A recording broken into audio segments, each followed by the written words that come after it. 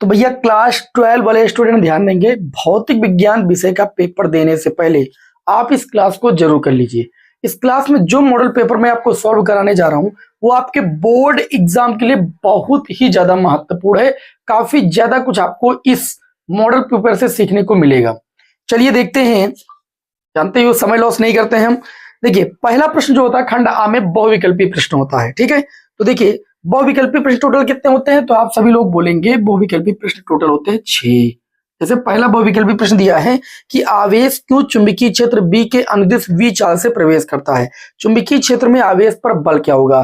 तो भाई आवेश देखो, अगर कोई आवेश क्यों है वो चुंबकीय क्षेत्र बी के अनुदिश v वेग से प्रवेश करता है तो उस पर कार्य करने वाला जो बल होता है, देखिए अगर अनुदिश चुंबकीय क्षेत्र के अनुदिश वो प्रवेश ना करता, थीटा डिग्री कोण पर करता, तो हम लोग जानते हैं ए बराबर सूत्र होता है q v b sine theta, ये होता है सूत्र।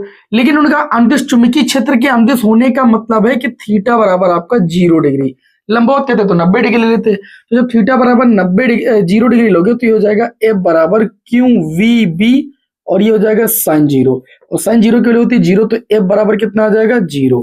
अगर कोई आवेश चुंबकीय क्षेत्र के अनुदिश विवेक से प्रवेश करता है तो उस पर कार्य करने वाला बल कितना हो जाएगा भैया, 0 हो जाएगा। ऑप्शन नंबर 4 इस क्वेश्चन का राइट आंसर हो जाएगा। खा पार्ट की ओर बढ़ते हैं भाई। खा पार्ट में दिया जा रहा है कि के परावर्तक वाले माध्यम में रखे दो बिंदु आवेशों के बीच लगने वाला स्थिर वैद्युत बल F1 है। यदि माध्यम बदल दें तो परावर्तक बदल जाएगा, तो उनके बीच जो स्थिर वैद्युत बल होता है वो F2 हो जाता है। माध्यम का परावर्तक क्या होगा, ध्यान से समझिएगा। पहली कंडीशन में बल F1 कार्य कर रहा है, सूत्र होता है 1/4 पाई एप्सिलॉन नॉट के। तो पहली स्थिति में जो माध्यम का अपवर्तनांक वो के दिया है, दो आवेश मान लेते हैं Q1 और Q2 के बीच की दूरी r, ये नियत है। तथा दूसरी स्थिति में कहा जा रहा है कि बल जो है वो आपका F2 हो जा रहा है और माध्यम चूंकि बदल रहा है तो परावैद्युतांक आपका मान लीजिए k डैश हो रहा है, ठीक। और Q1 Q2 तो आपका बदल नहीं रहा, बटे में r²। अब ऐसा होने पर उन्होंने कहा है कि जो माध्यम बदलते हैं तो उसका तो परावैद्युतांक जो होता है उसकी वैल्यू बताइए, मतलब k डैश की वैल्यू बताना है। तो समीकरण जब 1/2 करेंगे, समीकरण 1/2 से, तो ऊपर आपका हो जाएगा F1, नीचे आपका हो जाएगा F2। जब काटेंगे तो ये इससे ये इससे ये इससे सब कैंसिल हो जाएगा। ऊपर बचेगा 1/k, नीचे बचेगा 1/k डैश। इसको आप लिख सकते हो k डैश बटे में k। ये k डैश ऊपर चला जाएगा, k नीचे आ जाएगा। आपको k डैश की वैल्यू चाहिए, k डैश बराबर k आ जाएगा इधर गुणे में k F1 बटे में कितना भाई आपका हो जाएगा F2। बताइए भाई, तो ऑप्शन अपना देख लीजिए। ऑप्शन नंबर आपका जो 3rd हो जाएगा वो आपके इस क्वेश्चन का राइट आंसर हो जाएगा। हमें उम्मीद है कि आप लोगों को इतना बेहतरीन तरीके से मैं आपको पढ़ा रहा हूं, समझ में चीजें आ रही होंगी। बहुत सारे विद्यार्थी कमेंट करते रहते हैं कि सर न्यूमेरिकल में दिक्कत। मैंने आप लोगों को बताया, काफी दिनों से मैं कहते चला आ रहा हूं कि आप न्यूमेरिकल की सीरीज हमारी देख कर जाइए, आपको कोई दिक्कत नहीं होगी। 99 न्यूमेरिकल की सीरीज। गा पार्ट 18 सेंटीमीटर फोकस दूरी का एक अवतल लेंस और 12 सेंटीमीटर फोकस दूरी का एक उत्तल लेंस है। ये परस्पर संपर्क में रखे गए संयोजन की फोकस दूरी ज्ञात करना है। एक लेंस की फोकस दूरी 18 है जो कि अवतल सेंटीमीटर है तो माइनस का हो जाएगा। दूसरा लेंस उत्तल है जिसकी फोकस दूरी 12 सेंटीमीटर। संयोजन की फोकस दूरी आपको f चाहिए। तो सूत्र पढ़ा आप लोगों ने 1/f बराबर होता है 1/f1 प्लस 1/f2। तो 1/f बराबर 1/f1 की बात करें तो -18, f2 की बात करें तो ये 12 हो जाएगा। 1/f बराबर 18, 12 में एलसीएम आपको मिल जाएगा 36। 18 दूना 36 होता है, 2 1 कम 2, 12 3 36 होता है, 3 1 कम 3, तो 1/, ये आपका 36 हो जाएगा। गुणा करेंगे भाई तो f बराबर आपका आ जाएगा 36 सेंटीमीटर। अर्थात एक बात और यहां से क्लियर हो गई कि अगर एक उत्तल लेंस हो और एक अवतल लेंस हो, उसको परस्पर संपर्क में रख दिया जाए और अवतल लेंस की फोकस दूरी उत्तल लेंस से ज्यादा हो तो संयुक्त लेंस उत्तल लेंस की बात कार्य करेगा, और उत्तल लेंस की फोकस दूरी अवतल लेंस से ज्यादा हो तो संयुक्त लेंस अवतल लेंस की बात कार्य करेगा। ये स्थिति भी मैंने आपको दोहरा दी। आगे बात करते हैं घा पार्ट की ओर। घा पार्ट में दिया गया पश्च अभिनद में आदर्श पीएन संधि डायोड का प्रतिरोध कितना होता है।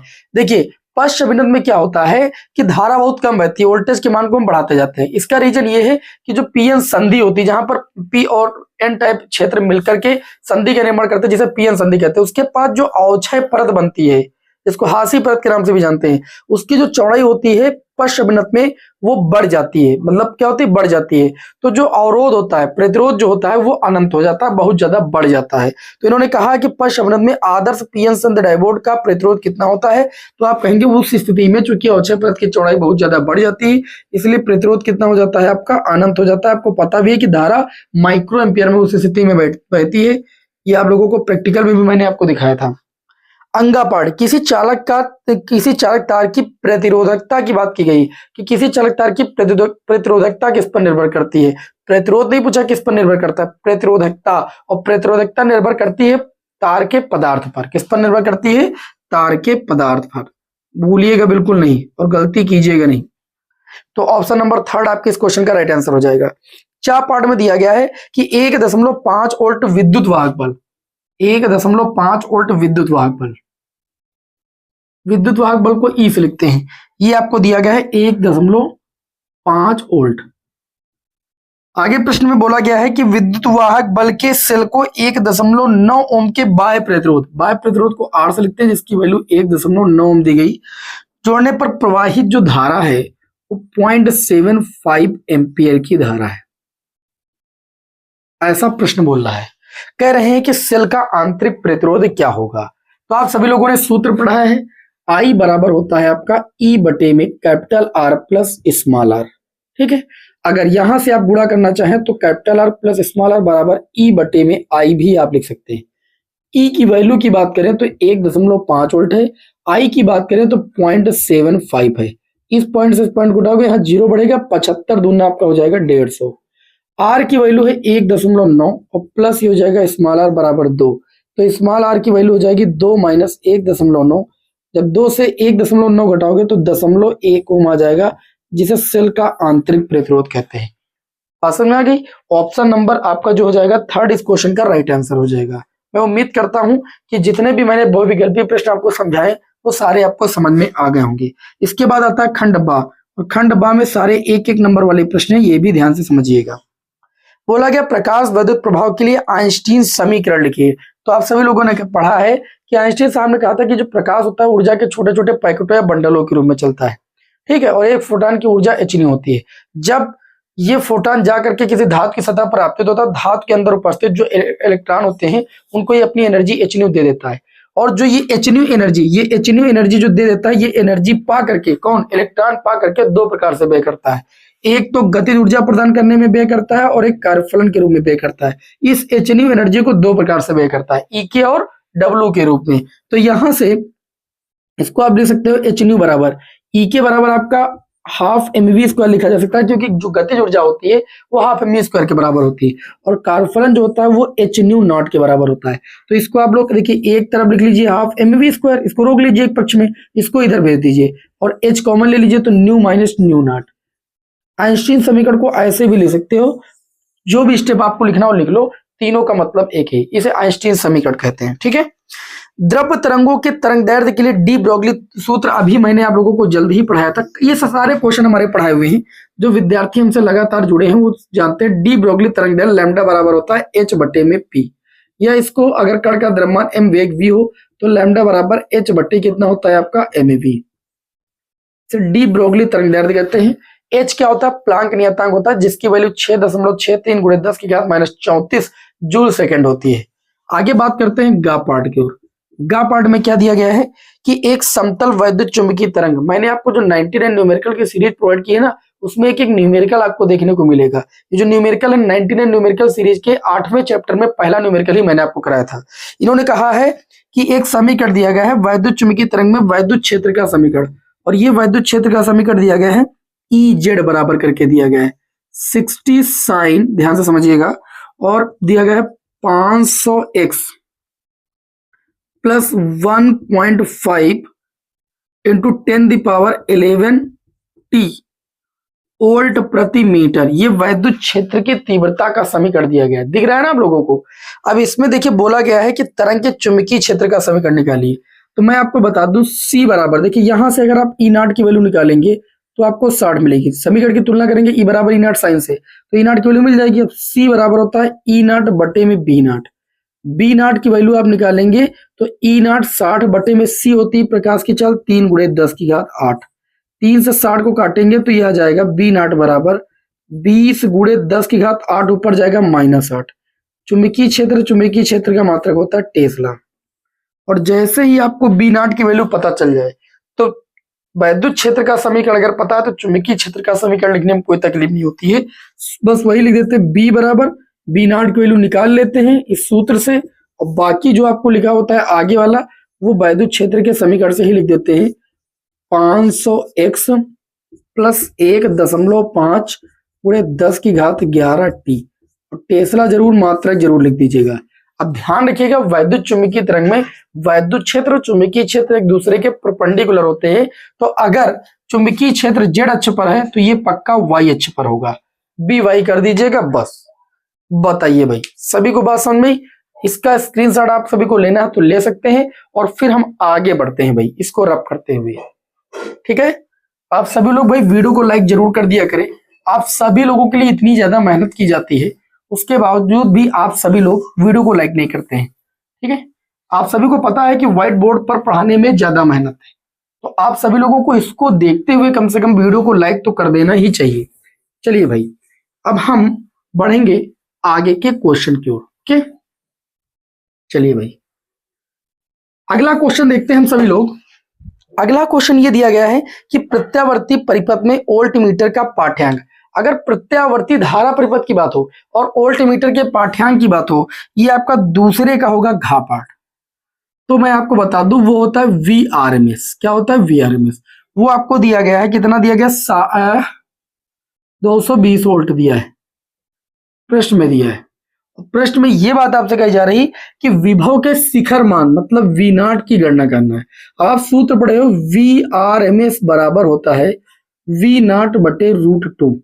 तो वी नॉट की वैल्यू निकालेंगे तो VRMS इंटू में √2 हो जाएगा। VRMS की वैल्यू है 220, तो ये 220 √2 आ जाएगा। विभव ये भी है तो इसका मात्रक भी आपका कितना हो जाएगा? वोल्ट हो जाएगा। घा के बाद अंगा पाठ की ओर बढ़ते भाई। अंगा पाठ में आपसे क्या पूछा गया है? क्या दो समविभव पृष्ठ एक दूसरे को परस्पर परिच्छेद करते हैं? कारण सहित उत्तर दीजिए। नहीं, इसका जवाब क्या होगा? दो समविभव पृष्ठ एक दूसरे को परस्पर परिच्छेद नहीं करते। कारण मैं बता रहा हूं, ध्यान से सुनिए। दो समविभव पृष्ठ एक दूसरे को परस्पर परिच्छेद नहीं करते हैं क्योंकि दो समविभव पृष्ठ अगर एक दूसरे को परिच्छेद करेंगे तो उन बिंदुओं पर विभव के दो अलग अलग मान आपको मिलेंगे। ठीक है, और अगर एक ही बिंदु पर विभव के दो अलग अलग मान मिलेंगे तो भौतिक रूप से ये जो घटना है वो असंभव है। अतः दो समविभव पृष्ठ जो होते हैं वह एक दूसरे को परस्पर नहीं प्रतिच्छेद करते हैं या नहीं काटते हैं। मैं उम्मीद करता हूं कि आपको समझ में बात आ गई होगी। ठीक, जैसे दो वैद्युत बल रेखा एक दूसरे को नहीं काट सकते वैसे भी। आगे देखिए 4 नंबर में दिया गया है नाभिकीय रिएक्टर। नाभिकीय रिएक्टर किस सिद्धांत पर कार्य करता है? तो जो नाभिकीय रिएक्टर होता है, ध्यान से समझिएगा, नाभिकीय रिएक्टर जो होता है वो आपका नाभिकीय विखंडन की श्रृंखला अभिक्रिया के सिद्धांत पर कार्य करता है। नाभिकीय रिएक्टर किसके ऊपर? नाभिकीय विखंडन की, पूरा उत्तर लिखेगा, नाभिकीय विखंडन की श्रृंखला अभिक्रिया के सिद्धांत पर कार्य करता है। अभिक्रिया के सिद्धांत पर कार्य करता है। बताइए भाई, अच्छा लगा? तो इस तरीके से ये 1 नंबर वाले सारे प्रश्न होते हैं सॉल्व। अब हम लोग आ जाएंगे खंड सा पर। इस पर आ जाएंगे भाई खंड सा पर। चलिए, खंड सा में 2 नंबर वाले प्रश्न आप सभी से पूछे जाते हैं। जैसे देखिए दिया गया है तीसरे का पाठ, किसी चालक की वैद्युत धारिता से क्या अभिप्राय है? तो आप हेडिंग डालेंगे वैद्युत धारिता। देखिए मेरा काम है आप सभी को समझाना। अगर आपको नोट्स चाहिए होता तो मैं आपकी स्क्रीन पर परिभाषा लगा देता हूं जो बोलता हूं। देखिए, किसी चालक को आवेश देते हैं जब, तो उसके विभव में वृद्धि होती है। तो किसी चालक को अगर आवेश Q दिया जाए और उसके विभव में वृद्धि V हो जाए, तो चालक को दिए गए आवेश और उसके विभव में होने वाली वृद्धि के अनुपात को उस चालक की धारिता कहते हैं। धारिता को हम सभी लोग Q से लिखते हैं, C से लिखते हैं। किससे लिखते हैं? C से। किसी चालक को दिए गए आवेश से उस चालक के विभव में होने वाली वृद्धि के अनुपात को उस चालक की धारिता कहते हैं। धारिता को C से प्रदर्शित करते हैं। C बराबर Q/V होता है। इसके अगर मात्रक की बात करें तो एक मात्रक आपका निकल के आ जाएगा कूलाम प्रति वोल्ट, और दूसरे मात्रक की बात करें तो दूसरा मात्रक होता है फैरेड, और फैरेड जो होता है वो धारिता का बड़ा मात्रक माना गया है। ठीक, ये धारिता का बड़ा मात्रक। अगर हम छोटे मात्रक की बात करें तो माइक्रोफैरेड, ठीक है, माइक्रोफैरेड या ना लिखिए, माइक्रोफैरेड और पिकोफैरेड, ये जो हैं वो धारिता के छोटे मात्रक। ओके, इसमें पूछा गया था चालक की वैद्युत धारिता का मात्रक प्राप्त कीजिए। खंड सा के बाद का पार्ट के बाद खा पार्ट, लॉरेंज बल के लिए समीकरण लिखिए। मैं आपको बता दूं, इसके खा पार्ट में जो लॉरेंज बल होता है उसका समीकरण अभी इस पेपर के पहले प्रश्न में ही बता चुका हूं। F बराबर आपका होता है QVB sin थीटा। ये लॉरेंज बल का होता है समीकरण। अब इसमें कहा गया है एक ही स्थान पर लगाए गए 5 × 10⁴ वोल्ट प्रति मीटर के वैद्युत क्षेत्र, E की वैल्यू दी गई है आपको 5 × 10⁴ वोल्ट प्रति मीटर के वैद्युत क्षेत्र और 5 × 10⁻² वेबर प्रति मीटर स्क्वायर के चुंबकीय क्षेत्र की बात हुई।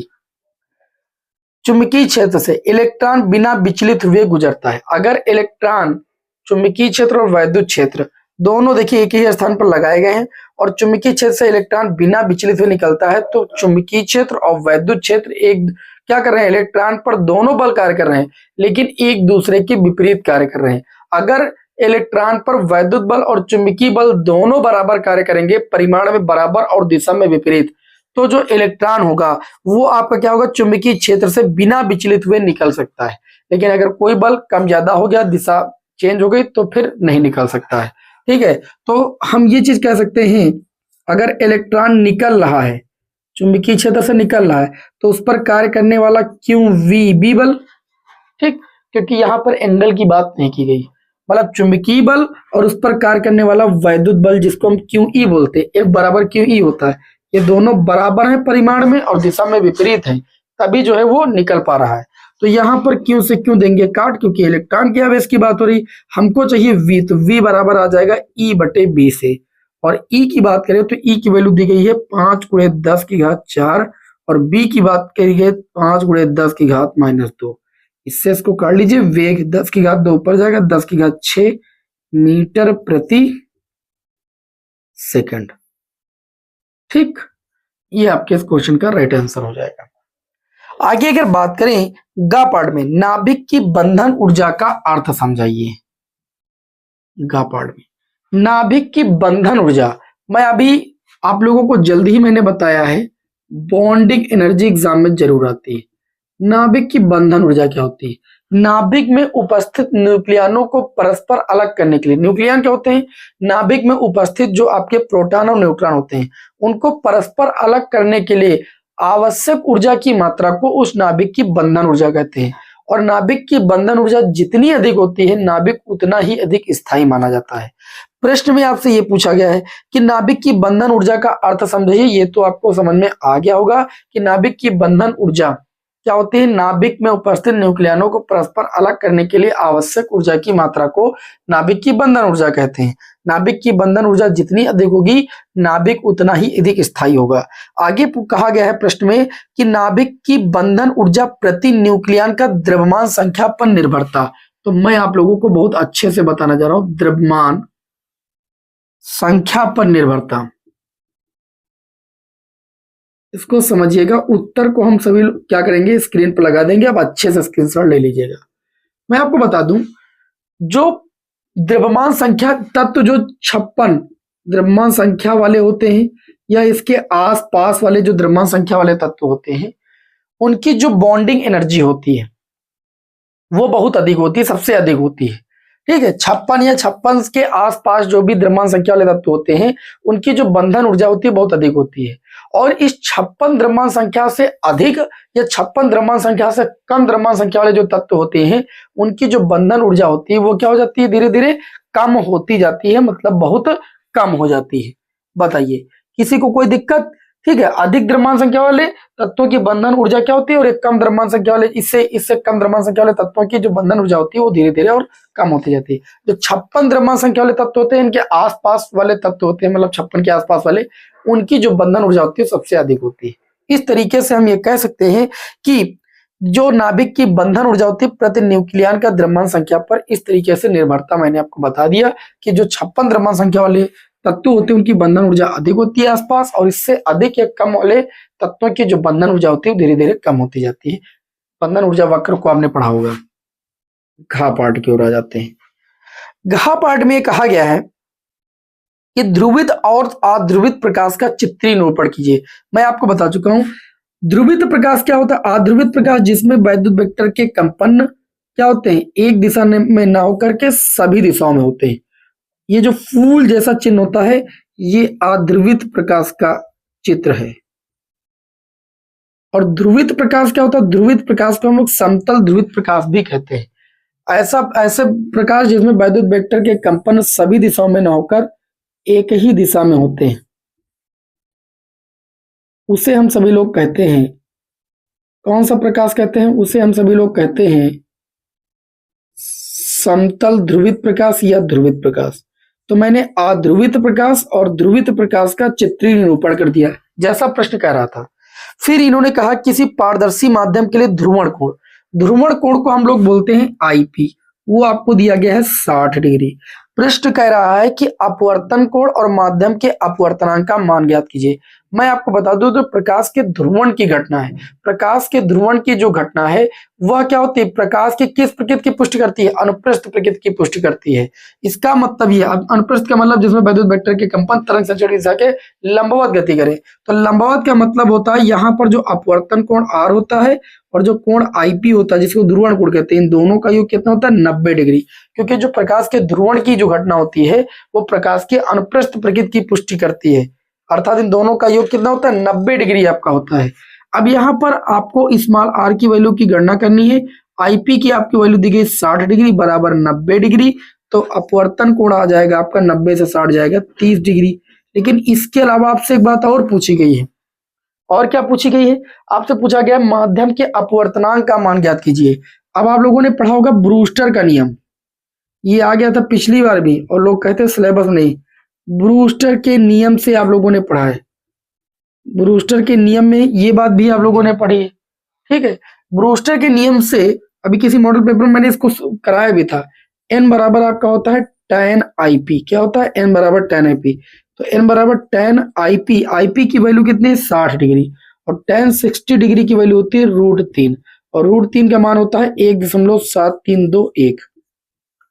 तो इस तरीके से प्रश्न जो भी कह रहा था अपवर्तन कोण और अपवर्तनांक, तो हमने दोनों वैल्यू आप सभी लोगों के समक्ष निकाल दी।